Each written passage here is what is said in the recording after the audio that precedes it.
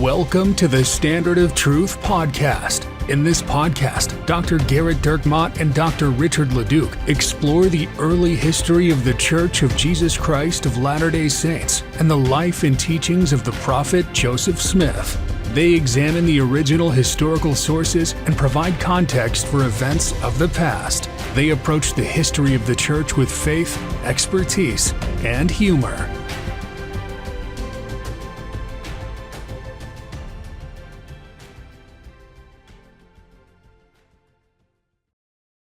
Hi, welcome to another bonus episode of the Standard of Truth podcast. I know we're spoiling you, and you're thinking, I didn't even want the regular ones that I accidentally subscribed to. I've asked them to stop putting it in my feed, and yet I still get them every week. There doesn't seem to be a way to discontinue getting this podcast. Please help me. And then, of course, we don't help. But we thought, maybe, for fun, we could have another talk. So thank you for joining us. I am your host, Dr. Garrett Dirkmott, and I am joined by my friend, Dr. Mo Buckets, Richard Leduc. Well, Garrett, we had a pretty decent showing of those that are participating in the Bracket for Your Life challenge, and my niece is tied for 5th place. I'm really proud of her. Hallie, way to go. I like the fact that she named her picks Kansas champions, which you would assume would immediately eliminate her from any type of any competition whatsoever. But then she picked against Kansas. So she wants Kansas to be the champions, but then picked for them to lose. Yeah, but Hallie came in strong. She has Houston actually winning. So it's been pretty fun. I'm ranked 24th, tied with my son, currently on a mission. Where we picked over his P Day. I don't know. Do you want to say who's in the front now, or who has the greatest likelihood of winning? So I mean, let's give a little bit of gravitas to the people who the people who at least right now feel like they have a chance to win, and then we'll as we are wont to do on this podcast, then we will crush them. Okay. Yeah, with reality. The reality that is, that they got no shot. So like right now, there's someone, Brent has he's number one. He has the most points right now. His bracket is in the 99.9 percentile of all brackets submitted to ESPN. Now that is pretty impressive. That's pretty impressive. Yeah. And he's followed very closely on his heels by Sacrilegious, which is Eric Orchard, and then also I Proposed on Moroni Day. All of them are 99 in the 99 percentile, and then the last one tied for third is Third String Delights, which makes it really well with Michael there. So all of those people, they're feeling really good about themselves right now. Yes. Much like you were when you saw you were 24th. I was 24th. I was pretty happy about that. I never win, but the whole point is not embarrassing yourself. And 24th, I think, is right in there. So dabbles in phonics, formerly hooked on phonics, is 24th. I have 0% chance to win, Garrett. Yeah, that's the unfortunate part. There are people that are ahead of me that have the same picks I do, so I have 0% chance to win. That is humbling. We have quite a few people that are participating, and so it's not like this, out of 10 kind of deal. Now, my wife promised a prize, a family prize, so whoever in my family is leading, and so that's currently my niece, followed relatively closely by my son, who is on a mission in Peru, won't be hearing this, and so we intend, if he does beat us, we will not pay out to him, that's obviously. The best thing to do.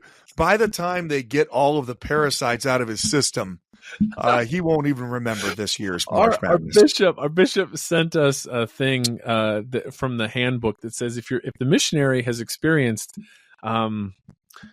diarrhea for more than 2 weeks, that you should contact a medical professional. And my response is, well, is 20 months longer than 2 weeks? I'm not sure.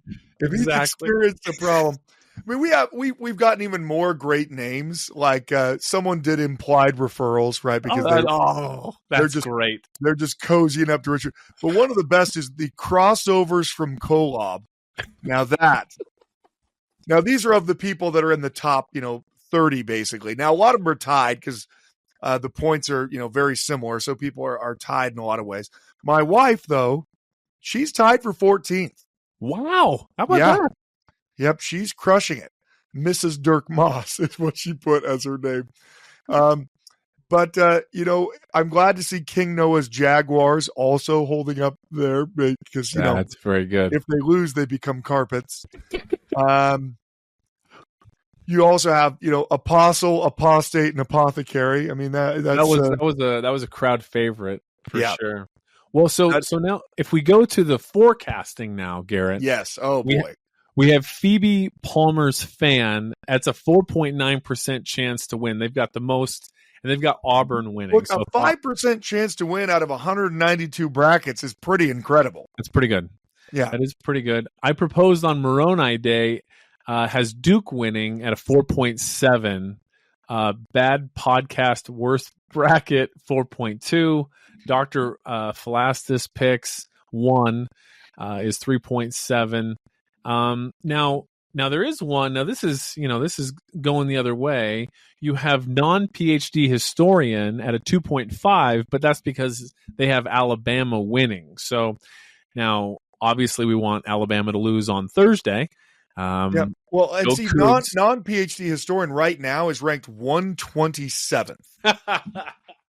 But because he picked Alabama to win, if Alabama wins, so many other people will be shattered that he actually has a chance to win. This is the thing. People overthink the first weekend, and it's whoever has the most in the Elite Eight, Final Four. Those are worth just a ton of points. Another one that's like this is the Ask Jeeves. That one's I think you made famous. Yeah, that was because they picked Texas Tech, even though they're ranked 83rd right now. If Texas Tech pulls off the Lubbock Miracle, then they have a 2% chance of winning the whole thing. So I was down in Vegas last weekend. We took the kids to a Nate Bargatze show. It was hilarious. And so on the Saturday, we were watching the BYU game. BYU wins in dramatic fashion against your unofficial team, the Wisconsin Badgers. And, I was cheering against them as hard as I've ever cheered in my life. And then we drove down the strip listening to Tabernacle Choir and screaming "Go Cougs." It was, I feel, a very reasonable response to the outcome of the game. Yeah, I think we got looks. There were some bad calls that were upsetting the people in my basement watching. You're gonna get an elbow in the groin, Garrett. It's gonna happen. I don't think I've ever seen an ejection like that in my life. And I know that they keep changing the rules, but you know what's crazy? Legitimately, in the next game, in the UCLA Tennessee game, the defender jumping out on someone who was out on the 3-point line, jump towards them to make sure they couldn't shoot the three. He kneed the guy in a very special area as well. You're going to get a knee in the groin, Garrett. Yeah. And knees, elbows. And it dropped the guy. Head, shoulders, knees, and toes are going in the groin. He's the one moving towards the guy because he's the one jumping at the guy out on the 3-point line. He was startled. Yeah. Well, so they go review it. Not only is this defender not ejected for clearly moving his knee into the guy, they don't even call it a common foul. It's not a foul. Play on. Even though literally the same thing happened. So in one game, the guy's ejected. It's the end of the game, flagrant 2. In the other game, it wasn't even a common foul after they reviewed it. Well, I mean, some refs have more groin sensitivity than other refs. I feel like that's going to be one of our new catchphrases on the podcast. Groin sensitivity? Well, so it's very exciting. I'm here's hoping for Phoebe Palmer's Fan, who if Auburn completes it, they're going to be in really good shape. So way to go! That's exciting. I have 0% chance to win. I can only really go down from here. but that's exciting. So anyway, Yeah, I mean, look, there's other people that seem like they have no chance, but they do. Like Cameron picked Michigan State to win the whole thing. So even though they are ranked 115th, they have just below a 1% chance of winning. well, you've got women in labor. That I mean, if Tennessee wins, they have a 1.1% chance to win. So there you go. So it is crazy how some people you feel like you're completely out, but actually there's still a chance, unless you're me and Richard, in which case there isn't a chance. What's your ranking, by the way? Oh, it's tied for like 89th or something. Oh my gosh, Angie's crushed you. I'm tied with like 50 people for 89th. Oh, that's unfortunate, but it has been good fun. Now, Garrett, there's so many exciting things in this bonus episode. We have quite a few emails to read here, but did you want to spend any time and talk about the tour for next year, 2026? Yes, we've actually received numerous inquiries about when our tours are going to be next year, and we've nailed down the dates. Our dates, it's a little tough because I have children that are both serving and planning to come home from a mission. We had all these dang kids. Yeah. It's just ruining everything. We didn't think about what these kids would do to us.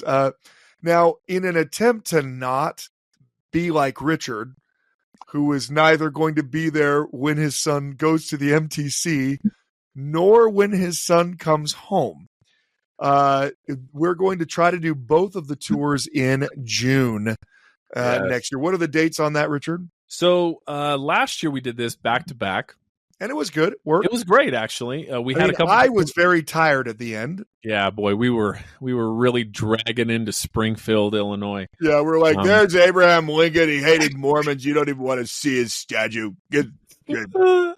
So, my uncle, by the way, he commented on he was unaware of some of those things and loved how much you trashed ChatGPT as it's been very popular. We've had a lot of people say, "I love the fact you attach the answers from AI." Yeah, no, it was good. That was a fun one because we were just driving in the car and we were going back and forth with it's essentially like the episode of Seinfeld. This is the show. This should be the show.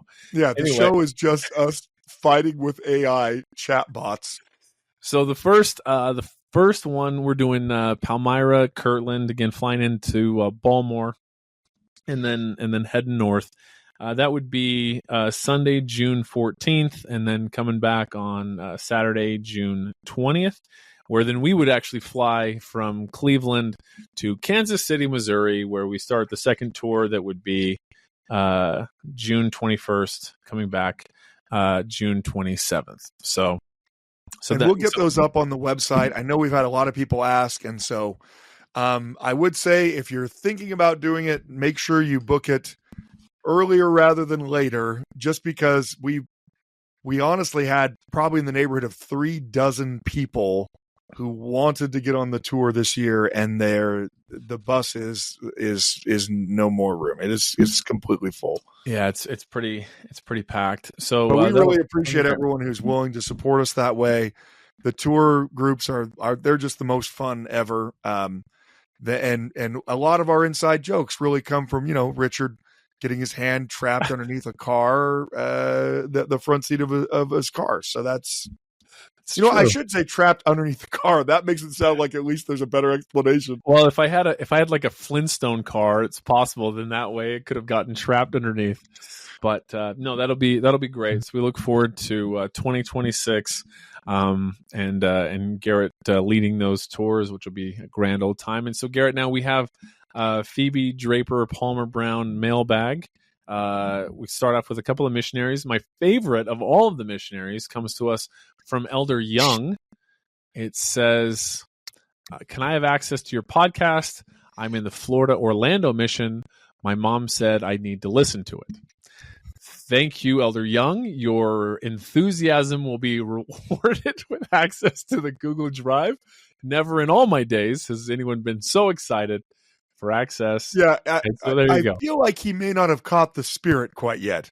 Elder Young, we love your mom, and thank you for all she does. My mom's been bugging me to email you guys. So honestly, I got to tell you, when I was on my mission, I had a companion that was assigned to me, in part because I think he was not as enthused about being on his mission as a missionary could be. He would have been out much, much, much longer than me. And his door approach, it's going to sound like I'm making this up, but after twice of him doing this, I said, I'll just take the rest, Elder, which is what he wanted anyway. And this was his door approach. He came. Hi. We're missionaries from that Mormon church. You wouldn't want to listen to anything that we have to say, would you? And that was his door approach. Now, it was not as effective as you think it would be. Still better than my best door approach, though. So, yeah. I mean, meanwhile, my door approach was like, you want to learn about how God became God? I'm not saying that it was much more effective, but yeah. So, I'm not saying that Elder Young is that unenthusiastic. It's just, he's like, my mom says I should listen to this garbage, so I'm emailing so I can get it. It's not bad. That's not bad. Well, so you're in luck. I gave you access to the Google Drive, and our missionary madness continues. We've had, it's been crazy actually. Hundreds and hundreds of missionaries every week. It's just this. I updated it on Thursday, and then in just a couple of days, we had over like 60 missionaries that we added. It's been a lot of fun. So now, Garrett, this next one comes from Elder Evanson. Okay. He is serving in a part of Brazil that you're not going to attempt to pronounce. There's just don't do it. Let's let the veneer that we are intelligent maintain its intact. I feel like I lost that like 4 years ago. But hello, Standard of Truth people. I'm Elder Evanson. I am serving my mission in Brazil. My parents have been listening to your podcast for a few years now, and they talked about it all the time. I listened to a few episodes before my mission. It was pretty interesting, but didn't listen a ton. Now that I am on the mission, which that's usually how these things go. That's how we get you. That's how we get you to buy our tray. When you have nothing else to do. You want to explain that reference? So there's an old Jim Gaffigan video where, he's like, why are people putting, a great comedian, right? Where he's talking about why are people putting like recipes on everything? You know what I mean? Like, he's like, you expect to get, and I'm not doing him justice here. He's like ridiculously funnier, and I'm trying to remember this from 20 years ago. But he said, you expect to see a recipe on everything nowadays. Like you get a bottle of water, and what's it going to have as a recipe on the outside? Like, oh, you can make ice with this. Oh, well, apparently you just freeze the stuff. Oh, they want you to buy their tray. That's the catch. They want you to buy their tray.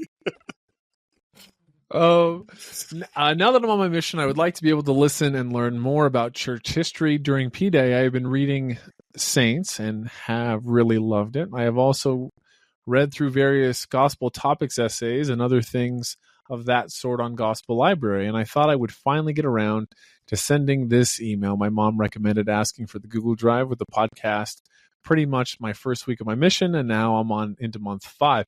You're just around the corner, Elder Evanson. You're about to burn a tie or a shirt, or I can't remember what it is. It was a tie 6 months and a shirt, although that was banned in my mission because one of the fires got out of hand, and we weren't supposed to do that anymore. I don't know. Okay, all right. Did that happen in Wisconsin? Did you burn a tie and a shirt? There were missionaries that burned ties and shirts and then eventually whole suits, depending on when they're like 6 months, 12 months. It was a very much frowned upon thing. Yeah, because of the fire and things. Well, but also like it's kind of like you're celebrating. What is the message that you're sending? You know what I mean? Like you're not like in the Chateau d'Oeuf. You're not. This You're is learning not defense in your Yeah, friend's prison cell. yeah, Yeah. this is not the Count of Monte Cristo here. You know what I mean? Where you're scratching on the walls. It There were sends the some weeks wrong though, message. man. There were some weeks. Yeah. Okay. There were multiple Chateau d'Ilf weeks in my.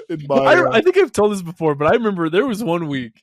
There was one week when it was a brutal week, and I'm serving in Murrieta, California, and we come home for lunch, and we kneel down to say prayers, and I forgot all of the basic general rules for prayers, and I just said, "Could you please help us?" Like it was just nice.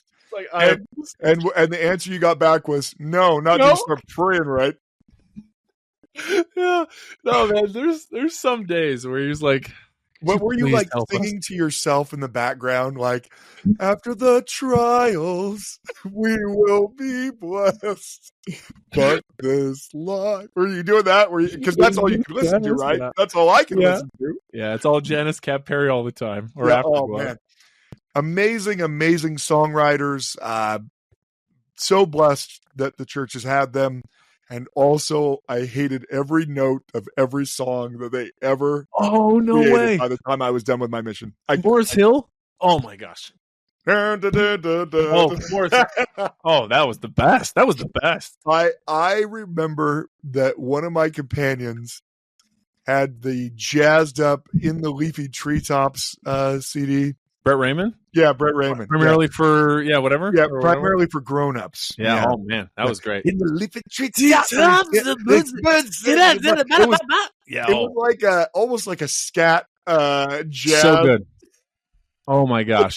Absolutely changed my life. Primarily for grown-ups was tremendous. I was not as big a fan, and I think maybe it was just I listened to it too much. It's like camping for me. You know, I once was fine with camping, then I grew to hate camping. Now I loathe it in a way that only a Calvinist describing their version of hell could come to a similar explanation. Well, Garrett, on Thursday we have an episode dropping Calvinism versus the Standard of Truth podcast, and we're very excited for that one. That one's a little I feel long. Like we only covered a couple of the Calvinist points. And it's an hour and a half episode. It's a long episode. Maybe we should have broken that into two. Yeah, we should have. We get 2 weeks out of that thing. Way less content to produce. Maybe we should stop doing bonus episodes and do things that matter.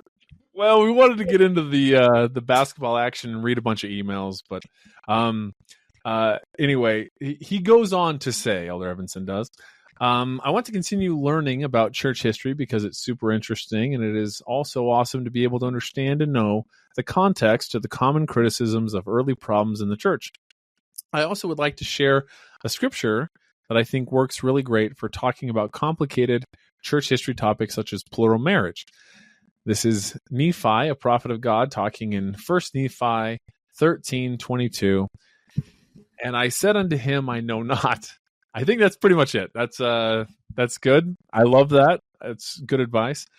I think that you guys should use this scripture at some point. We're just used it now, and we'll use it for always. Anytime anyone asks us to talk about polygamy, we'll just reference that scripture. It can be really useful in responding to people's questions. Thank you, Elder Evanson. So thank you very much, Elder Evanson.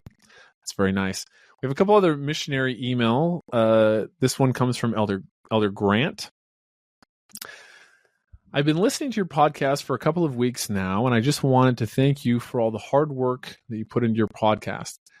I also had a question. I'm a missionary serving in Panama and recently had an encounter with an American here where he said something that kind of bugged me. In this conversation, he seemed to blame all of the world's problems on organized religion. I believe his exact claim was more people have been killed and harmed in the name of organized religion than have been helped by it. I've heard this argument before in the States, and it seems so wrong and unacademic, but I don't really know how to respond to this. Thanks again, Elder Grant. Yeah, boy. Well, thank you, Elder Grant. And maybe this would be a whole episode that we could do this on, but at the same time, I don't know. I think the best response to some of those questions would be that Joseph Stalin, Pol Pot, and Chairman Mao exist.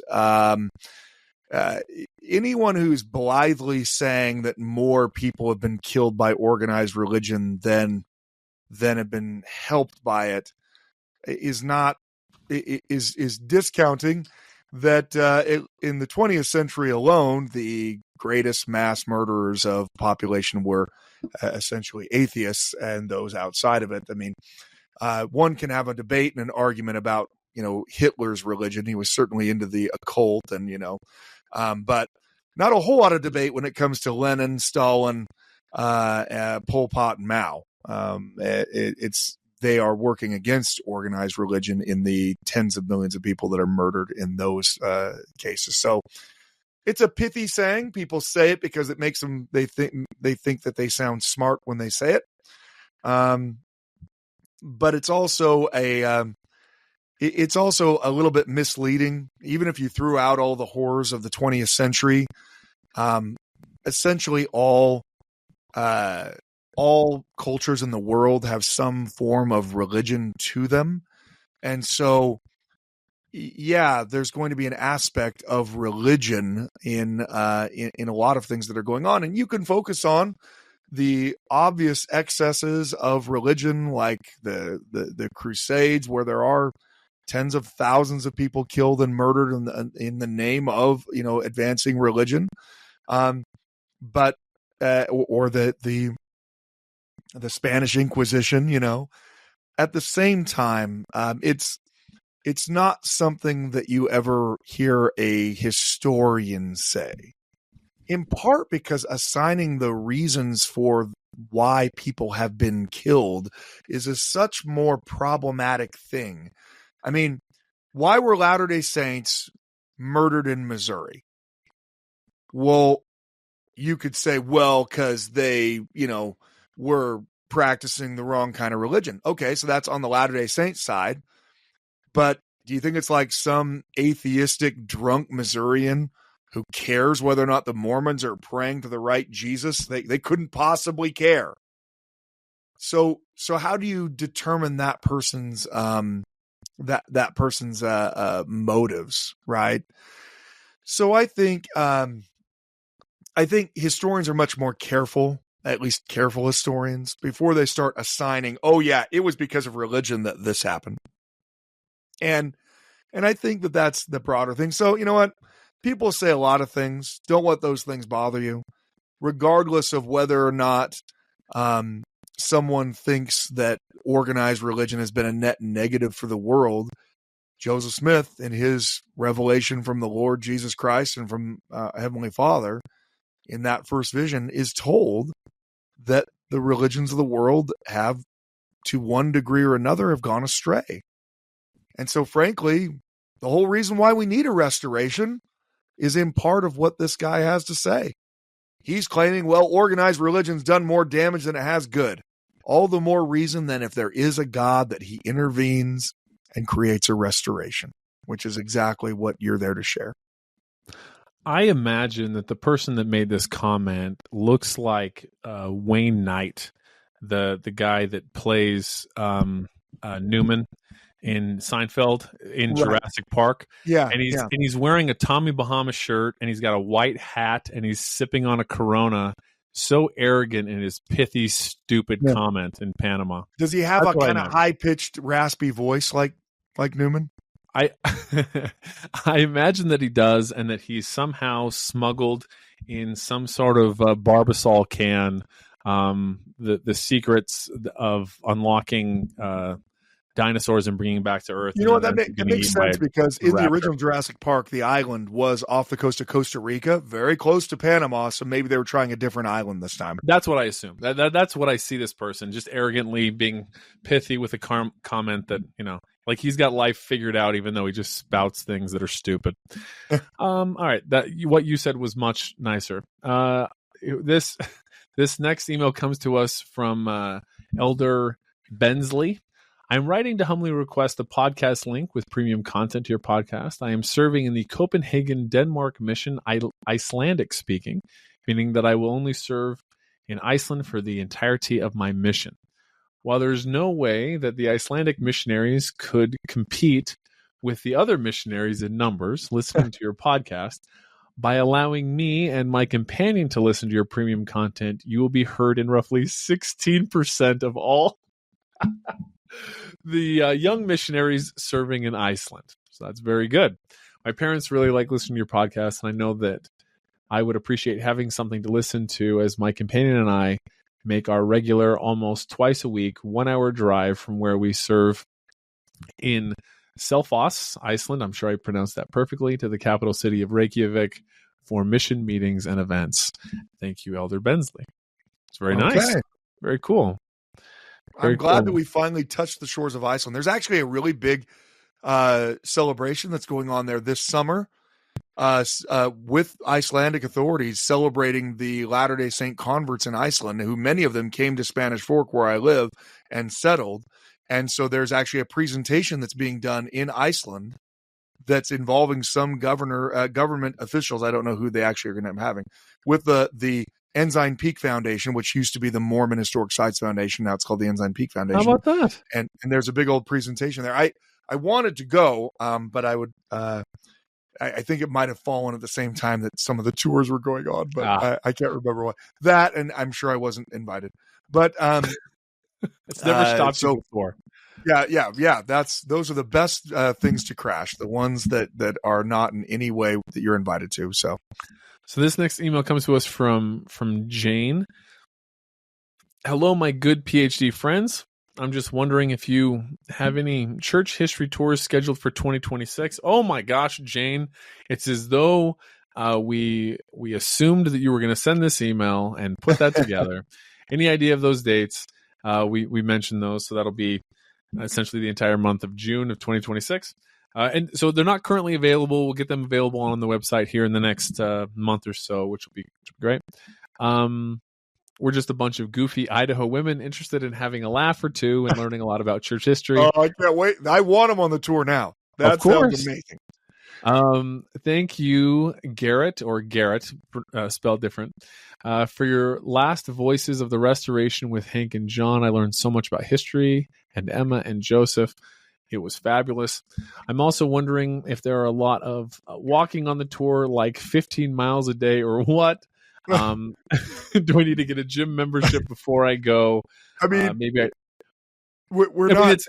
It's not an Ironman. Like, we're not having you swim across a reservoir somewhere, but there is moderate levels of activity. I mean, the biggest things that you need to be able to walk for are, if depending on which tour you go on. I mean, if you're going on the Palmyra one, there's a considerable amount of walking at the Sacred Grove, just to get around. If you are going to hike up the Hill Cumorah, there's a good considerable amount of walking, although they do have missionaries with golf carts who are more than willing to take you up there and hopefully not pitch you off the side as you're going up there.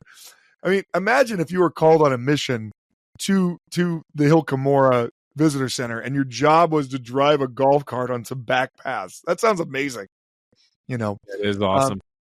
But really, though, the biggest thing is, and there's a lot of walking. If we end up going to Niagara Falls, there's a lot of walking because there's no way for a bus to get close.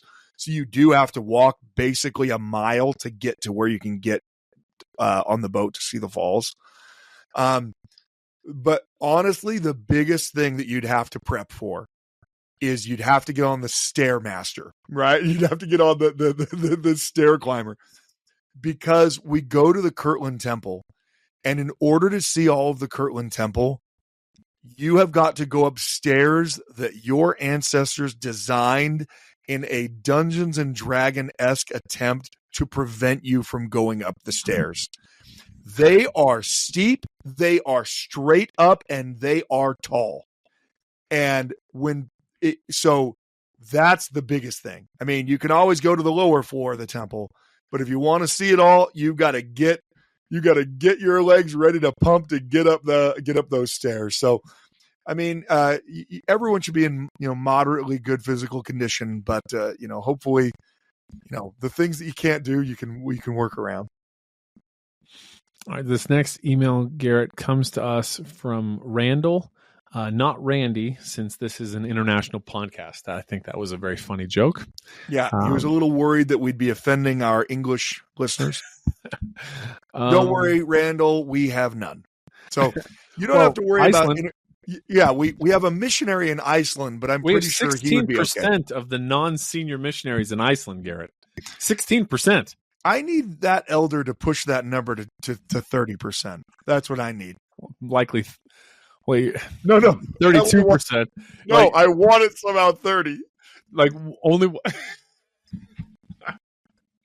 All right. So, Randall, it's hard to overstate the impact your podcast has had on me. I appreciate the time you both have put into this podcast, and you're striving to fill the world with the good news of our Savior Jesus Christ, living prophets, proper historical methods, critical thinking, and how to show love for your friends and enemies. I don't know the enemies part. We've done a very good job of showing the love, but yeah, I mean, I believe that you call it me being hard in the paint. You go hard in the paint on people. I just called the person that said the thing about organized religion is the chubbier guy from Seinfeld that causes all of the dinosaurs to get out and eat everyone. That's right. Yeah, I served a real mission in Argentina, 1997 to 1999. I'm amazed at how you are sharing and increasing your talents with usury. That's very funny. I feel that your it's not working very well, just so you know, Randall. I feel that your episodes on Doctrine and Covenants 93 and Are Mormons Christian help me to understand some of the high theology of why I've been told I believe in the wrong Jesus, including by my own son. I was also deeply touched and troubled by your episode on the prosperity gospel, which caused me deep introspection on how I think about my own and others' trials. Overall, my testimony of calling Joseph Smith, of the calling of Joseph Smith, has been strengthened. Thank you so much. However, I am facing a problem. Recently, I started listening to your podcast from the very beginning as recommended by Hank Smith on Follow Him.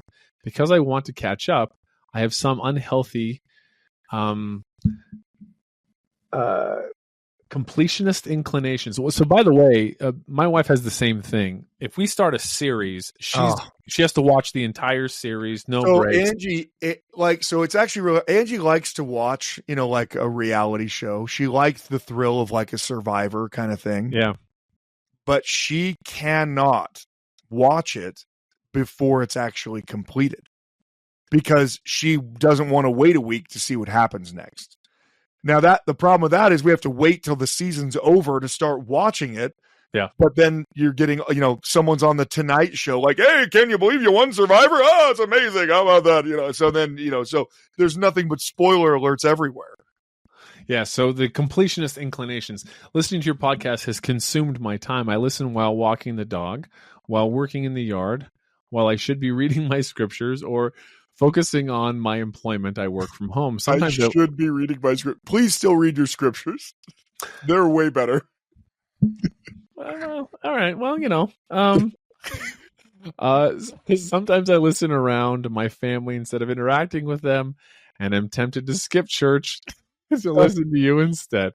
It's the last thing on my mind at night and the first thing I think of in the morning. I can't wait to find out if you'll ever get to what the people cry out for, if Richard will ever be Dr. Dick or just hear your voice. By the way, that's what Jeff England calls me, by the way. Yeah.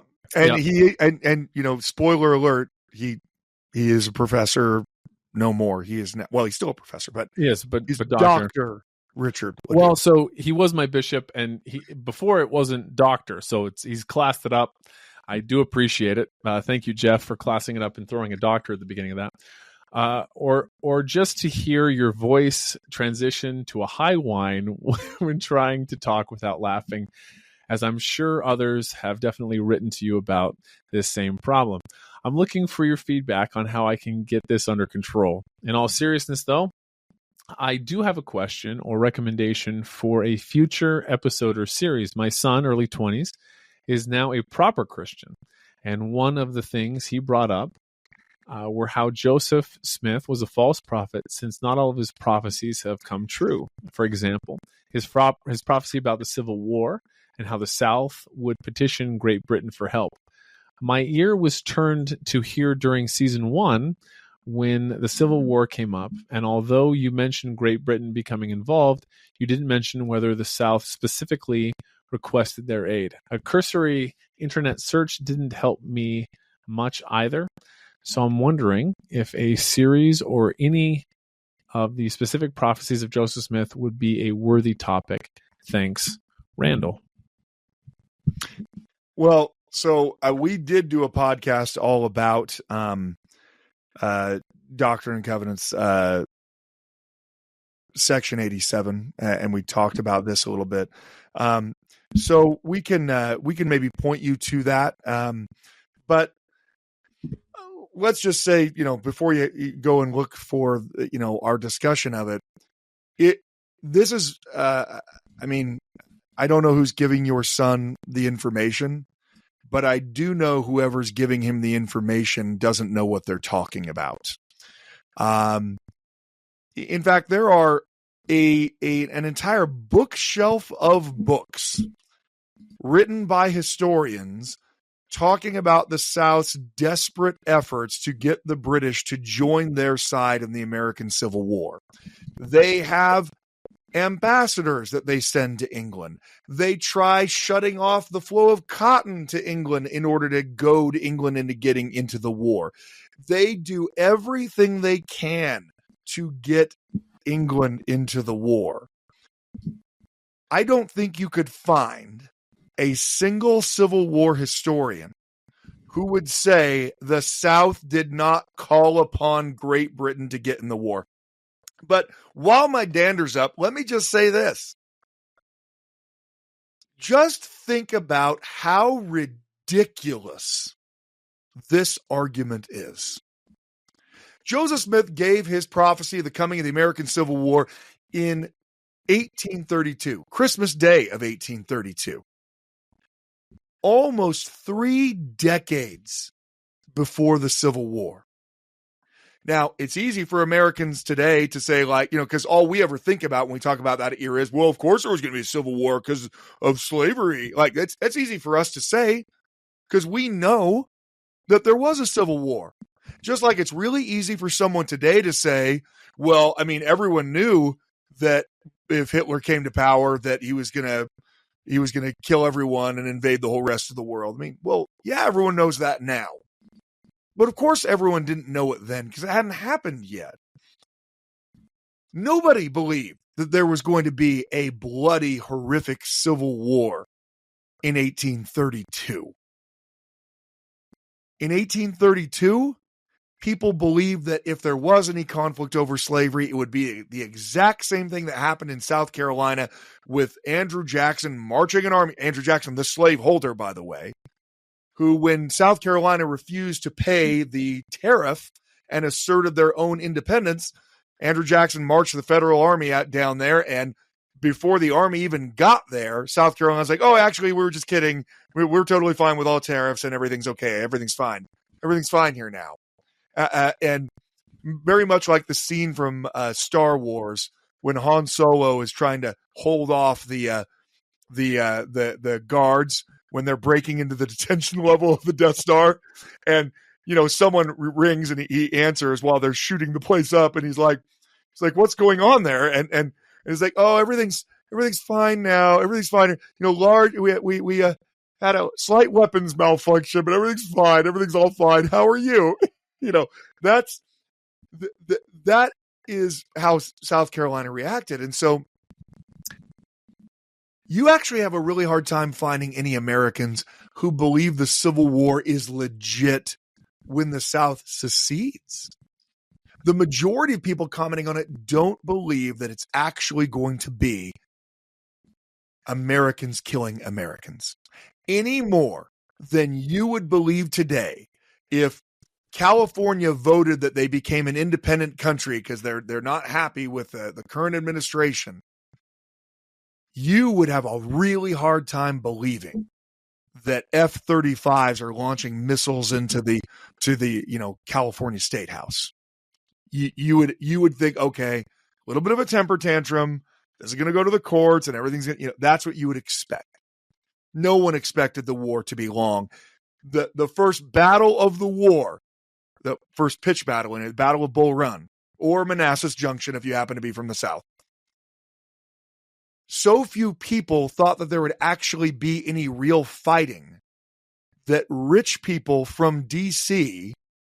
went out in their finest gowns and carriages to watch the first battle because they thought what would happen is the Union forces would array themselves in front of the South. The South would be like, oh no, that's a real army. And they would retreat and it'd be a fun little, Sunday school picnic. So the very fact that Joseph Smith is saying that it's going to be over slavery, not taxes, that it's going to be horrific, that it's going to terminate in the deaths of many souls. So let me get this straight. All of those, Joseph is dead on correct on 30 years before they happen. And whoever's feeding your son information thinks that the proof that it's a false prophecy is that the South didn't really ask for Great Britain's help, which whoever is telling him that is legions of stupid. Because like I said, there are 24 Civil War diplomacy books out right now that the entire point of the book is either the Union trying to convince Great Britain from getting involved on the South side or the South trying to convince Great Britain to come to their aid. So I think whoever your son's getting his information from is utterly inept. And frankly, it means that he is at a great level of horrible anti-Mormonism, right? That's not the kind of anti-Mormonism that you're getting just from, someone walking by on the street saying, by the way, Brigham Young was a polygamist. That's the kind of thing you're getting from someone who is absolutely desperate on 7 levels of a subreddit on anti-Mormonism. And there's a reason why a historian wouldn't say it, because it's stupid. So that was that's in season 1, episode 10, Joseph Smith's Civil War prophecy. And Garrett, we have several more emails, but we are out of time on a bonus. Let me say one more thing before we close. We've had we need to give a shout out to Hiram, who sent us an email once hoping that we'd give him a shout out. We then did not give him a shout out because it was we get hundreds of emails, right? So most people don't make it.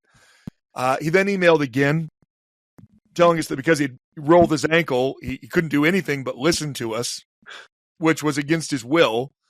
But he said that he wants a simple shout out on one of y'all's free episodes so I can flex to my friends and family about my new claim to fame in being mentioned in y'all's Standard of Truth empire. Pretty sure Hiram's from Texas, but we are going to go off of that.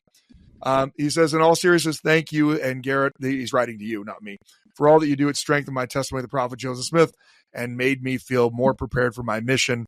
And he said, from a future Boise, spelled with a Boise, Idaho missionary, neighboring the Pittsburgh, Pennsylvania mission, Hiram. So not only did he do that, he actually had another friend just email in begging us to please mention him on the podcast. So Hiram, you have a great network of people that support you. Now get on your mission. That's right. And also, we will now make this bonus premium so he can't hear it. Oh, let's do that. That'll be the best. Thank you so much. Thank you for listening to the Standard of Truth podcast, hosted by historian Dr. Garrett Dirkmaat and Dr. Richard Leduc. If you know of anybody that could benefit from the material in this episode, please share it with them. Until next time.